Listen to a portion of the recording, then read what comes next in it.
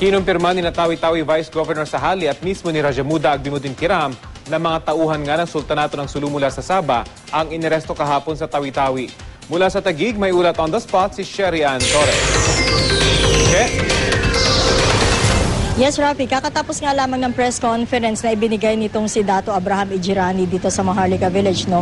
Kung saan nga kinumpirma niya na meron nang tumawag sa kanila mula sa Tawi-Tawi. Ito ay si Tawi-Tawi Vice Governor Ruby Sahali na nagkumpirma daw na yung mga naaresto kahapon ng Philippine Navy ay miyembro mismo ng Royal Security Force. Pero ang paglilinaw ni Ijirani dito, Rafi, ay 22 lamang daw doon sa 38 na naaresto ang talagang miyembro ng RSF. Ang sabi ni Ijirani, kasama raw na naaresto sa grupo, itong si Datu Panglima Sabandal na may ranggong general sa Royal Security Force. Maayos naman daw, Rafi, ang trato ng Philippine Navy sa mga nahuli, sabi ni Ijirani. Gayunman, balak daw nila na magpadala ng 2 abogado sa Sultanato o 2 abogado ang ipadadala ng Sultanato sa Tawi-Tawi para mabigyan ng serbisyong legal ang mga naarestong RSF members. Kinumpirma rin daw ito ni Rajamuda mismo kay Ijirani na mag-usap sila kanina sa telepono na ito nga ay mga miyembro niya, itong mga naaresto sa Tawi-Tawi. Hindi naman daw, Rafi, nagpahayag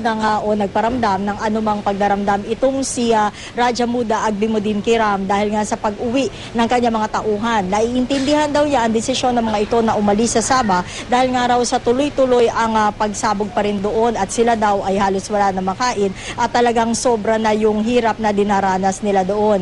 Si Ijirani mismo ang nagsabi, Rafi, na may pahayag itong si Sultan Jamalul Kiram III na paniniguro dito sa mga naarestong RSF members na hindi niya ito iiwan.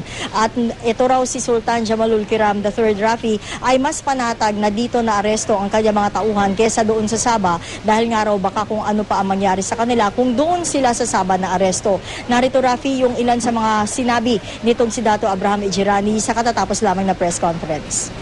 As of last night at about 8:30, informing His Royal Highness Sultan Jamalul Kiram III through me that the 35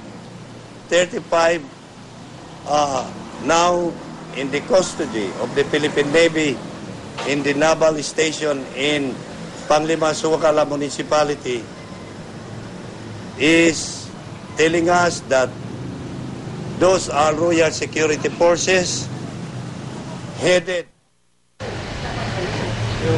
Rafi, kabilang doon sa mga sinabi rin ni Ijirani kanina sa atin ay yung ginagawa raw na effort para magkaroon na ng mapayapang resolusyon dito sa krisis nga sa Sabah. Meron daw isang bansa na tumutulong sa kanila para naman mapapayag din itong itong bansang Brunei para naman maging isang neutral ground para magkaroon ng pakikipag-usap ang Sultanato ng Sulu sa Malaysian government.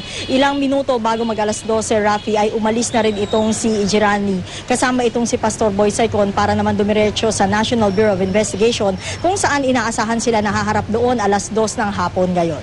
Rafi? Maraming salamat, Sherry Ann Torres.